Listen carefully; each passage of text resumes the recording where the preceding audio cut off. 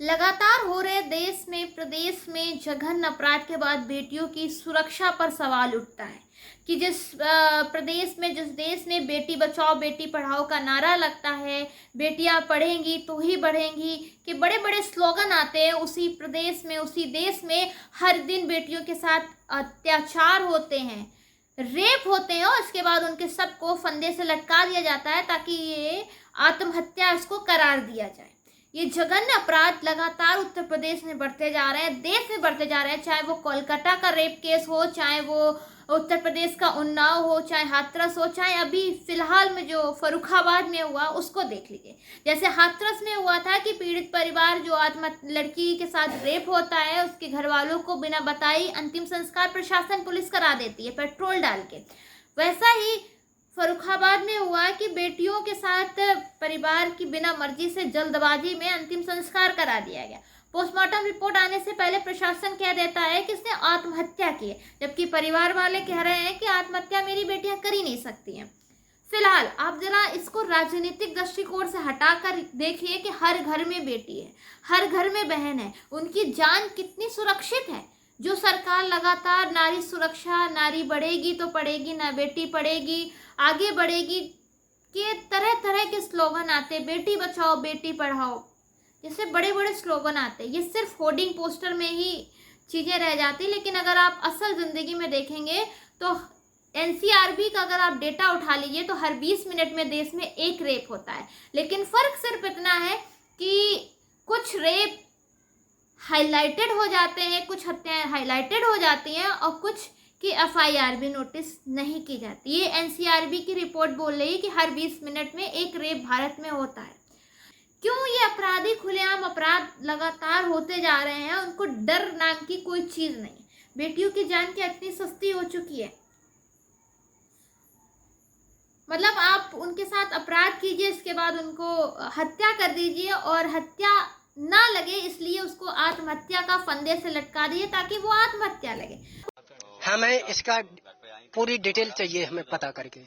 हैं एक तुमने ये पता कर ली, फांसी लगा ली, अपने आप खुशी से मर गई। और उनके जो चोट के शरीर में निशान है जो का मैंने लगाए, बेल्टन के निशान है, शरीर में कांटे चुभे हुए हैं। बेल के कांटे आप जानते कितने बड़े होते? इतने इतने लंबे होते बेल के कांटे, 2-2 इंच के, 1-1 इंच के। परिवार वालों का कहना है कि मिट्टी जो दोनों बच्चियों का शव है वो पुलिस वाले खुद ही लेके चले गए, इन सबको वहां तक जाने भी नहीं दिया। आप सबको रोक दिया जाने से? रोकर रहा है, सिर्फ पुलिस लेके गई है। हाँ, बहन के भाई यहाँ रोकर रहो मट्टी और बहन भाई का पकड़ लो पुलिस वाले ने कैसे समझावा वैसे समझावा, उसे काम समझावा है। मट्टी जब यहाँ उठाई लेके चले गए सब जने। हाँ, पुलिस वालों के साथ दोनों बच्चियों के शव गए और हाँ, और कोई ना भाई गाँव ना है। हाँ, बाप यहाँ बताओ मट्टी तुम कैसे लेके चले? कैसे हाथ में से छीन के ले, वो तो दुनिया का जब मुँह से जबान निखरिया होती है, गद्दम सूझ जाती है। हाँ, पीछू मार पड़ी है, जब मार पड़ी है पूरी पूठी करिया है। बताओ अच्छे निशान देखे? हाँ, देखे हमने खुद। और जब सुनवाते हैं कि कांग्रेस की महासचिव प्रियंका गांधी वाड्रा क्या बोलती हैं फर्रुखाबाद केस को लेकर। इतनी भयावह घटना के बाद एक पिता को ये सवाल क्यों उठाने पड़ रहे हैं? क्या एक पीड़ित पिता का ये भी हक नहीं कि उसे अपनी बेटी के साथ एक सुलूक का सच पता चल सके? आखिर प्रशासन बच्चियों के शवों को जलाने की जल्दबाजी क्यों दिखा रहा है? फर्रुखाबाद में 2 दलित बेटियों के साथ घटी घटना पर प्रशासन का रवैया कई तरह के सवाल खड़े कर रहा है। हाथरस हो, उन्नाव हो या फर्रुखाबाद, सब जगह वही क्रूर कहानी दोहराई जाती है।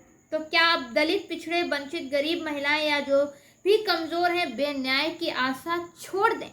ये कांग्रेस की महासचिव प्रियंका गांधी ने कहा है। अब क्यों किया है? 2 बालिकाओं की संदिग्ध मौत के मामले में भाजपा सरकार की चुप्पी विचलित करने वाली है। शायद इसकी दोहरी वजह है कि एक तो भाजपा का स्त्री विरोधी कुविचार व रवैया और दूसरा उनका दलित होना। समाजवादी पार्टी इस संदर्भ में एक प्रतिनिधि मंडल भेजकर सद्भावना के साथ साथ इंसाफ के लिए आवाज उठाएगी। भाजपा सरकार से जनता को कोई भी उम्मीद शेष नहीं बची।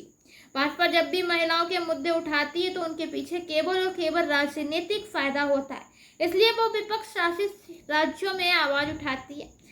लेकिन भाजपा शासित राज्यों में महिला अपराधों के मामले में मुंह आंख कान और नैतिकता के सभी दरवाजे बंद कर बैठती है। ये समाजवादी पार्टी के मुखिया अखिलेश यादव का ट्वीट है। इसी पर योगी आदित्यनाथ का क्या ट्वीट आता है। उत्तर प्रदेश के मुख्यमंत्री, कांग्रेस या समाजवादी पार्टी, इनके अंदर जिन्ना की आत्मा घुस गई है। ये उत्तर प्रदेश के मुखिया योगी आदित्यनाथ का ट्वीट है। फिलहाल सवाल सिर्फ इतना है कि प्रदेश में बेटियों की जान इतनी सस्ती क्यों? अपराध करने वाले अपराधियों को खौफ किसी चीज़ का क्यों नहीं है? और सवाल सिर्फ इतना है कि इसको राजनीतिक जरिए से ना देखकर, किसी पार्टी विशेष से ना जोड़कर एक महिला, एक बेटी, एक बच्ची के लिए खड़े होना है। क्योंकि हमारे देश में लगातार ऐसे जघन्य अपराध होते जा रहे हैं और अपराधियों को कोई खौफ नहीं है। क्योंकि राजनीतिक पार्टियां एक दूसरे पर वार और प्रतिवार करती रहती हैं। ये देखती हैं कि उस प्रदेश में, जिस प्रदेश में हो रहा है, उस प्रदेश में आखिर सरकार किसकी है। आपको राजनीति करने के लिए मुद्दे बहुत मिल जाएंगे।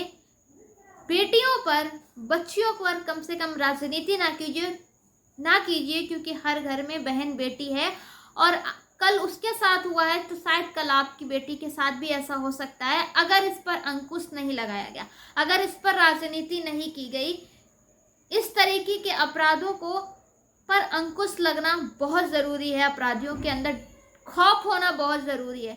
राजनीति का विषय नहीं है, फिलहाल ये विषय है कुछ करने का और जो दोषी हैं उनको सजा देने का।